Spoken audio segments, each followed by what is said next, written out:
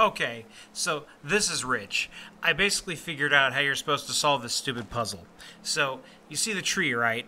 The fruit is missing from it because the branch that it's on was torn off, but the diagram still shows the branch that the fruit is missing from. So, if we count, it's like 1, 2, and then a broken branch, and then 3. So, and the fourth one, we skip, and then the fifth one is the one that's broken off, but it's still on the chart. So, theoretically, all I should have to do, all I should have to do is draw to the fifth branch, and hopefully it'll all work out for the best. So let's go ahead and give that a shot, going up to branch number 5, and voila! Oh my god, I can't believe that was it. I cannot believe that was the solution. It was chopped off the entire time. So now we can finally go back in here and see what this is all about, and oh my god, there's the apple. There's the apple. There's the apple and the branch. So, there we go. We also see this little post-it note. I have no idea what that's about. But, yeah, okay. So, there you have it, ladies and gentlemen. There you freaking have it. That's what the puzzle was all about. I cannot believe how obscure that was. Okay, oh, and now we have these charts with lovely diagrams of nerve endings and hearts and valves and stuff. That's charming. Okay, am I supposed to draw on those and make a little diagram app? Oh, bonsai trees. Cool. Okay, I'm okay with the bonsai trees. Not so okay with the creepy anatomy books, but, you know, maybe this person just wanted to study hearts a lot, and so he carved up a bunch of people like Hannibal Lecter and, you know, or not Hannibal Lecter. Well, Hannibal Lecter carved up people too, but what am I thinking? The movie From Hell? You know, that movie with that guy in it who actually was Hannibal Lecter, but it had Johnny Depp in it. He was like supposed to be an investigator looking for Jack the Ripper. That was the guy's name. Okay. Yeah, so Jack the Ripper. All you have to do is solve the puzzle. Just draw across it. Yep. Good stuff, good stuff. I feel like this is all leading up to something. Like maybe the island is the heart, the beating heart of some mysterious thing. I don't know. Let's find out together. Okay, this is going to be my last recording of the night. And it's one that I feel is super important because I want to solve this freaking puzzle. And now, I'm not going to lie. I don't understand how any of these things are supposed to connect. But looking up there and seeing that flowers have somehow left some kind of imprint on the puzzle, which are not real, and that they're coming from nowhere really in particular. Maybe it's just something completely obscure. I'm not sure where that shadow is even supposed to be coming from. For these leaves here, I have a feeling that the objective is to actually trace.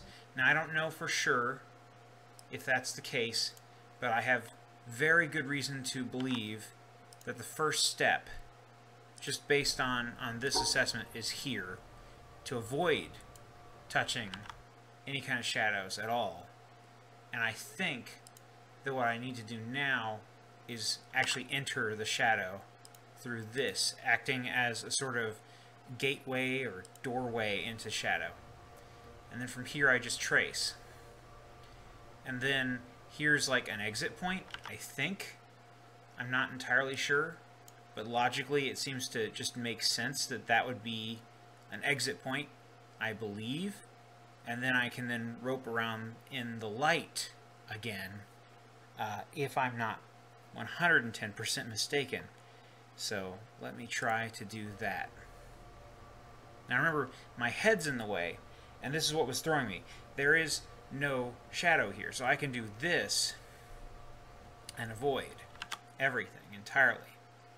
And then there's an entry point that's here and wraps around like this. And that, I believe, solves the puzzle.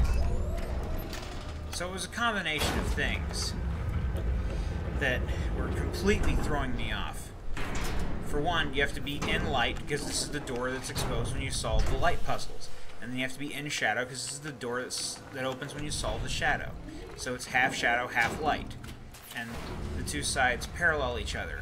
I mean, I'm sure there's some kind of symbology or message here, but really, I just am infuriated by how kind of senseless this puzzle is at times, especially when you look like that looks like it's partially colliding with a shadow, and your head's here, so you don't realize that that's not in shadow, and then like that's the entry point. Why not just curve back around? Whatever, fine. I mean, there could be at least a little bit more symbolism saying that this is where you start following the shadow, and this is where you stop, and this is where you start again. You know, just saying. So now I've got two laser lights connecting parts of the island visually. It's a very beautiful setting. Let's go look at this pretty waterfall over here, and not at that creepy mausoleum. But I kind of want to look at the creepy mausoleum too. But first, let's look at the waterfall. How well did he do the water? Oh, it curves. You know, you just never see that. Pretty. Very pretty. Alright, that's nice. So how do I get in this door? Don't really see a way in on this side. Is that like a house? Is that legitimately a house? I think that's a house. Let's take a look at that. What's going on over here? Oh boy, we got another laser, so you know it's going to be a challenge. That is just a cacophony of noise, and I feel like it's telling me something. Like it's saying, this is something you should pay attention to. These patterns are important. Here's a statue of a dude with a really long nose who's a sad clown, I guess. I don't know. Door. Cord. Huh. Yeah. You can break into the house this way. Alright. Well. Okay, what's the hook? What's the angle? What am I missing here? There's something else in the frame, something else in the picture. Something that all comes together to tell me the solution to this. And I'm not following it at all.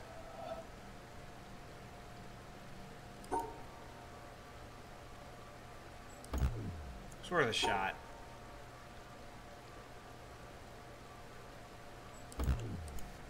I don't even know why I'm trying things. The pattern on the floor?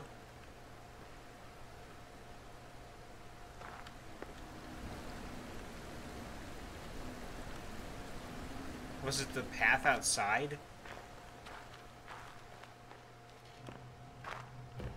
I don't know. Let's see what's up here.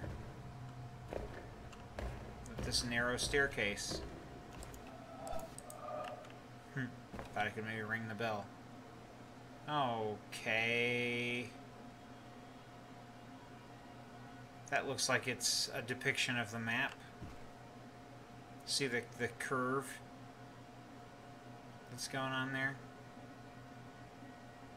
That makes me think that there's something else going on here that I'm not aware of yet. At least not when it comes to all the details. But I will figure it out, dag nabbit. I'm not even sure if I'm supposed to follow this curve, but let's assume that this is the answer to the puzzle down there. It's probably not, but...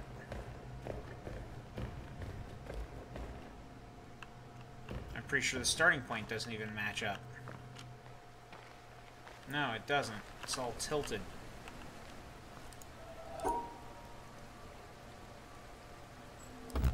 That didn't make any sense at all. No. I'm not getting that one yet. Not until I get a few more clues about what the heck's going on here. Alright. So this one seems doable. This one seems achievable. It's a windmill. You make a windmill to go in the windmill. Come on, that's cute.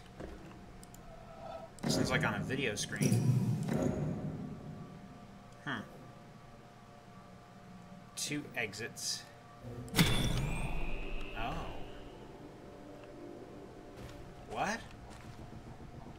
Oh, it starts the windmill turning. Cool. Wonder what the other one does.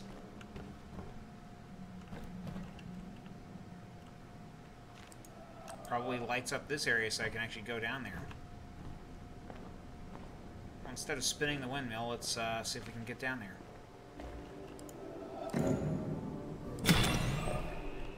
Oh, wait. What? You just changed the direction of the windmill. Oh, okay. Something tells me there's going to be something significant with that broken blade. Wait, did it just stop? Okay. What? I don't know.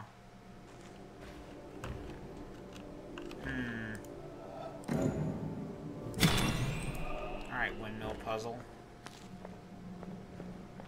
Do your windmilliest. I try to peek down here and see what... Oh, okay, we can see the cave. Alright. I am in for some stuff, aren't I? I feel like I am in for some stuff. Oh, that doesn't look creepy at all. Isn't that the hexagon from earlier with the obscure puzzle? Like, thing going on.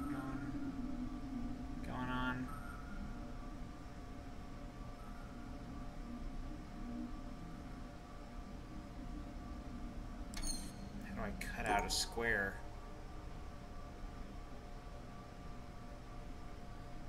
Ah. Alright. Smudge on the door panel giving me any clues? Well, this isn't creepy at all.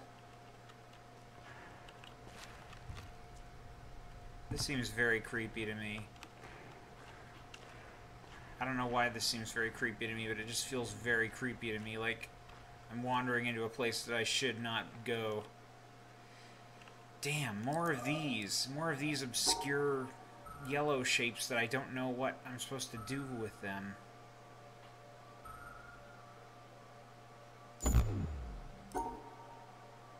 Maybe it's go on the outside?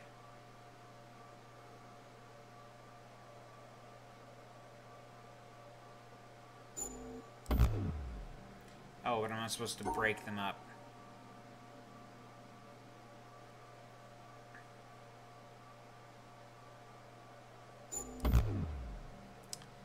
Well, it was worth a shot. I thought I had that one for sure.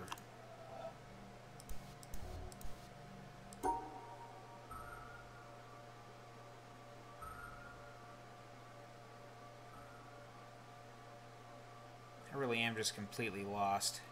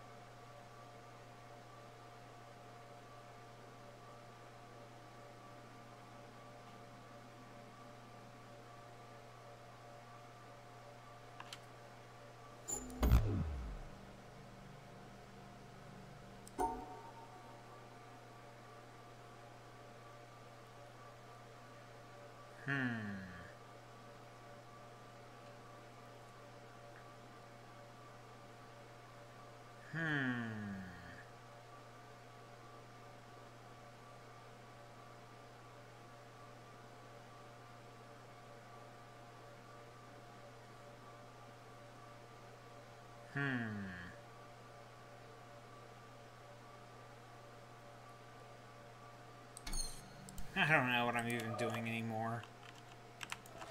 I don't even know what these symbols mean. Wait, what would that be wrong? Those two.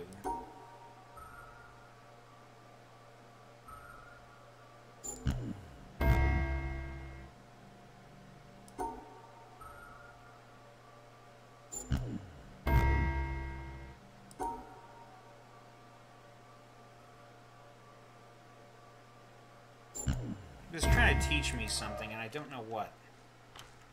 Alright, back to the creepiness. Okay, so let's see if we can remember what we did. What we saw. Is that it?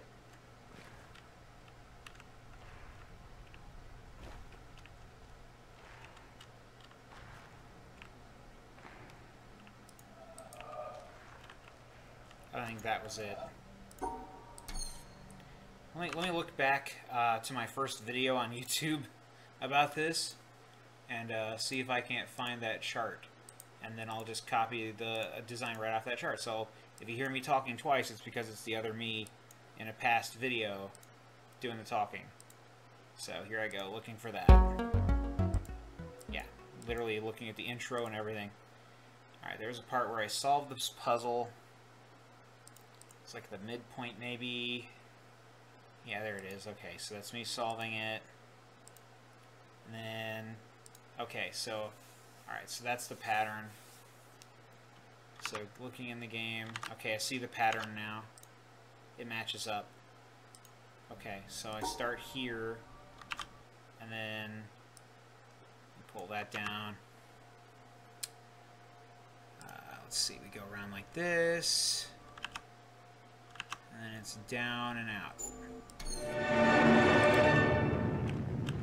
Whoa. Well, that's no better a solution than any of the others, is it? So, in the end, have we learned anything from this look at why the world turned out the way it did that's of any use to us in our future? Something, I think. That the key to why things change is the key to everything. How easy is it for knowledge to spread? And that in the past, the people who made change happen were the people who had that knowledge, whether they were craftsmen or kings. Today, the people who make things change, the people who have that knowledge, are the scientists and the technologists who are the true driving force of humanity. And before you say, what about the Beethovens and the Michelangelos? Let me suggest something with which you may disagree violently. That at best, the products of human emotion, art, philosophy, politics, music, literature, are interpretations of the world that tell you more about the guy who's talking than about the world he's talking about. Second-hand views of the world, made third-hand by your interpretation of them. Things like that. As opposed to this. Know what it is? It's a bunch of amino acids. The stuff that goes to build up a worm, or a geranium, or you. This stuff's easier to take, isn't it? Understandable. Got people in it. This, scientific knowledge, is hard to take because it removes the reassuring crutches of opinion, ideology, and leaves only what is demonstrably true about the world. And the reason why so many people may be thinking about throwing away those crutches is because, thanks to science and technology, they have begun to know that they don't know so much, and that if they are to have more say in what happens to their lives, more freedom to develop their abilities to the full, they have to be helped towards that knowledge that they know exists and that they don't possess. And by help towards that knowledge, I don't mean give everybody a computer and say, help yourself. Where would you even start? No, I mean trying to find ways to translate the knowledge, to teach us to ask the right questions. See, we're on the edge of a revolution in communications technology that is going to make that more possible than ever before. Or, if that's not done, to cause an explosion of knowledge that will leave those of us who don't have access to it as powerless as if we were deaf, dumb, and blind. And I don't think most people want that. So what do we do about it? I don't know. But maybe a good start would be to recognize within yourself the ability to understand anything, because that ability is there, as long as it's explained clearly enough. And then go and ask for explanations. And if you're thinking right now, what do I ask for? Ask yourself if there's anything in your life that you want changed. That's where to start.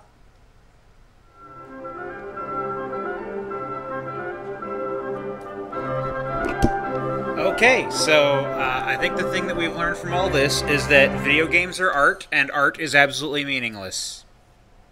That was a thing. Thanks.